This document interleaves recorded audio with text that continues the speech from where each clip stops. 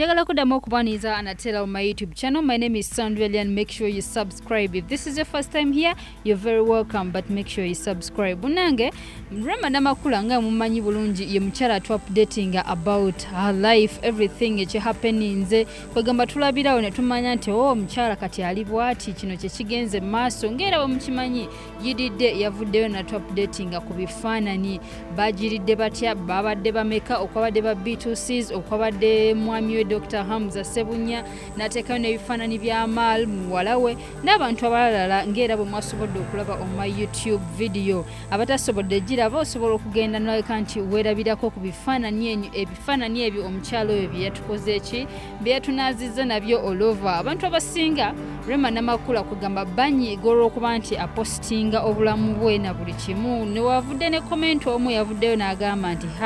wabula Juliana Kanyoomozi oli mukazi okuba nti gwe wasobola okusirika naye senga yali Rema yandibadde yatulagadda nti ndi lubuto era biki naye ate mujja kuba surprised baganda bange okuba nti ajja keera ku makya naye abalage kifaananyi ng'ali mu ddwaliro azadde omwana. Omukyalo ono Rema namakula mujjukire ebifaananyi ebyo bimu bye yapostinze mwabaddemu ekifaananyi kya Maal wabula bwe tudda ku sayidi eri ate yajirisa musuuza mujjukire omwami yotali mu nsi Uganda era ng'agenze maaso nga apostinga ebifaananyi ebyenjawulo ku Facebook ye ku Instagram ku Twitter wabula ng'ekifaananyi kya postinga kiri kimu kyokka kya Maya Musuuza ng'abantu abasinga beebuuza ye lwaki tapostinga oli lwansonga munnange alabika okuba abadde nga tafuna ki bifaananyi bya muwala we kubanga nga bwe mukimanyi yajjanga acomplaininga nti omwana wange sikyamulabako wabula senga bakola entegeka oba entegeeragana wakati wa Dr. Hamza oba ne mukyala we ne bagamba nti omwana kati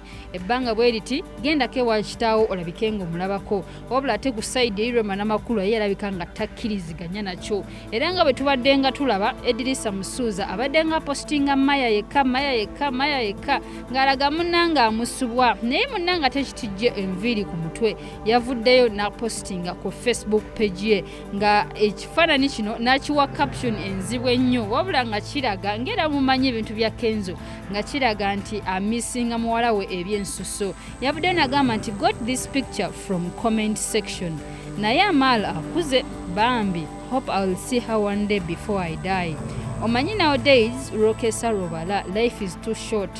ate obunkenke bungi mu nsi and a big thanks to a person eyagasa ebifaananyi bino I'd like it blessed with a heart. Munnange nga kiragira ddala nti omwami ono Eddy Musuuza omwana we kwegamba amaze akabanga kanene nnyo nga tamukubako kimunyenye obanga tamulabako era nga bobadde ngolaba nti atuwa kifaananyi kya Maya kyokka kitegeeza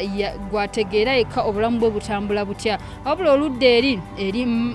eri mwana muwala Amal Musuuza ye alabika nga obulamu bwe takyabutegeerera ddala tamanyi kigenda mu maaso tamanyi omwana ali atya takyamulabirako ddala wabula avuddeyo ng'agamba nti asaba one day one time alabike nga addamu okulaba ku muwala we kubanga ebyensi tomanya rokesa rubala. So munnange ekintu kino kansuubire Rema namakulu engeri gy'obeera nnyo ku social media gy'otupostingira gy'otuupdatingira obulamu bwo katusuubire munnange epost eno wagirabye eri Eddy Musuuza muddiremu alabike nga alaba ku muwala we kubanga munnange abantu be batwe batandika alinga alama kakati munnange omwana muleetere kitaawe Mayibo yogera ku nsonga ezo Rema agamba